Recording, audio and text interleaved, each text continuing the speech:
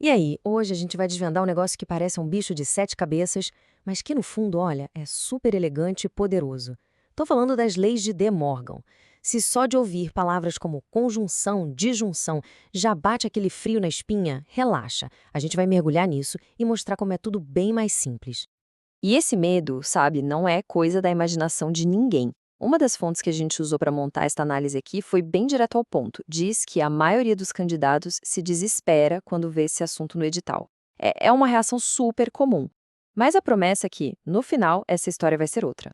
Mas e se por trás dessa complicação toda existisse um truque, uma regra bem simples, quase um atalho? Pois é, e para entender esse atalho, ajuda muito a gente conhecer quem foi o gênio por trás dele. Então, vamos lá conhecer o criador dessa ideia. Olha só que figura era o Augustus de Morgan. Ele nasceu lá na Índia em 1806 e logo depois de nascer ficou cego de um olho, o que na época era motivo de muito preconceito. Mas isso não parou o cara. Com só 22 anos de idade, ele se tornou o primeiro professor de matemática da Universidade de Londres. Vê se pode. Foi ele que botou na roda o termo indução matemática. E lá em 1847, no livro Lógica Formal, ele apresentou as tais leis que a gente vai finalmente dominar hoje. Então tá, antes da gente ir direto para as leis, a gente precisa ter certeza que o básico está na ponta da língua. Pensa assim, as leis de De Morgan são como uma casa, e a gente precisa conhecer os tijolos primeiro. São umas ideias bem simples, vamos passar por elas rapidinho. Primeiro tijolo, proposição. O que é isso?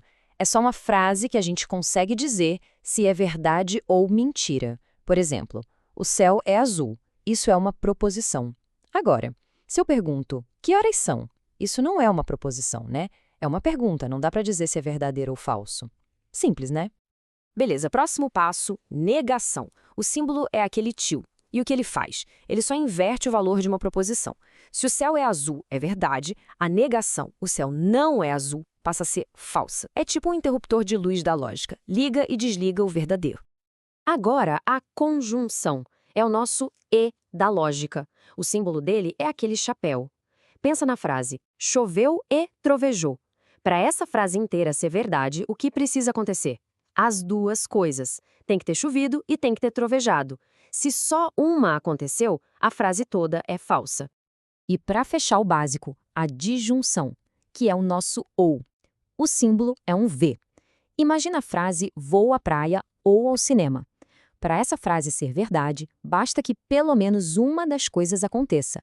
Se eu for à praia, tá valendo. Se for ao cinema, também. Se eu for nos dois, ótimo. A frase só vai ser mentira se eu ficar em casa e não fizer nada disso. Pronto, com isso na mão, a gente já tem tudo o que precisa. Ok, agora sim, vamos para a primeira lei. Ela é a nossa ferramenta para quando a gente precisa negar uma frase que tem o E no meio. E a regra é ridiculamente simples. É um mantra. Para negar uma frase com E, é só lembrar disso. Nega, nega e troca. Como assim? Simples. Nega a primeira parte da frase, nega a segunda parte e troca o E por um ou. Só isso. Na linguagem dos símbolos, a coisa fica assim. Negar P e que é a mesmíssima coisa que dizer não P ou não que. Os símbolos só estão escrevendo de um jeito chique aquela ideia super simples que a gente acabou de falar. E para quem é de ver para crer, a tabela verdade é a prova dos 9. Dá uma olhada nas duas últimas colunas. Podem reparar? Elas são iguaizinhas. Não importa se P e Q são verdadeiros ou falsos, o resultado final é sempre o mesmo. Isso mostra, sem sombra de dúvida, que as duas frases são a mesma coisa, logicamente falando. Beleza, negar o E já tá no papo. E agora? O que a gente faz quando precisa negar uma frase com ou? A melhor notícia é que a lógica é exatamente a mesma, não muda nada. Aquele nosso mantra, o nega, nega e troca, continua valendo. É a mesma coisa. Para negar uma frase com ou, o que a gente faz? Nega a primeira parte, nega a segunda parte e troca o ou por um e.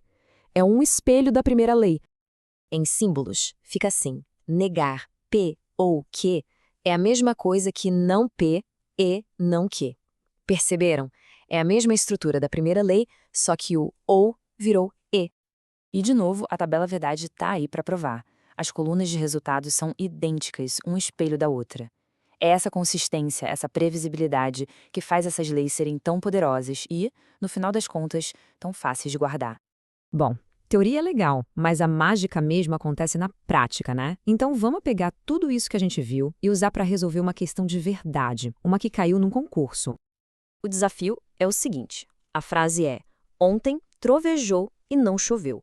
A pergunta é: qual a negação lógica disso? Parece que tem uma pegadinha aí, né? Mas com a lei de De Morgan na mão, vira um passo a passo bem tranquilo. Então vamos lá, passo a passo. Primeiro, a gente separa as partes. A primeira parte, o P, é trovejou. A segunda parte, o Q, é não choveu. E no meio, a gente tem um E, certo? Agora, só aplicar a regra. Nega, nega e troca. Nega a primeira parte, não trovejou. Nega a segunda parte, a negação de não choveu é choveu. E por último, troca o E por ou. Pronto, agora é só juntar tudo. Ontem não trovejou ou choveu. Matamos a questão. Mas olha, seria um desperdício pensar que essas leis só servem para passar em prova. A verdade é que elas são um princípio fundamental de como a lógica funciona no universo. E isso tem aplicação em um monte de áreas da ciência e da tecnologia. E para ver como essa ideia é universal, é só comparar a lógica que a gente está vendo com a teoria dos conjuntos da matemática. De um lado, a gente tem as nossas leis. Do outro, a gente tem a mesma ideia, só que com outros nomes. A negação vira complemento, o E vira interseção e o OU vira união. Os nomes mudam, mas a estrutura, a ideia por trás é exatamente a mesma. É um padrão que se repete. E esse padrão, essa lógica, é a base do nosso mundo digital. Sabe os circuitos dentro do celular, do computador, a programação dos aplicativos que a gente usa, a engenharia elétrica? Tudo isso depende de uma coisa chamada lógica booleana. E adivinha, as leis de De Morgan são regras básicas desse jogo, estão em tudo. Então, o grande ponto aqui é o seguinte, aquela regrinha boba que a gente aprendeu, o nega, nega e troca, não é só um macete de prova. É um princípio fundamental que está no coração dos sistemas complexos que rodam o nosso mundo hoje. É a beleza da simplicidade resolvendo problemas gigantes. E isso tudo leva a gente a uma reflexão final, né?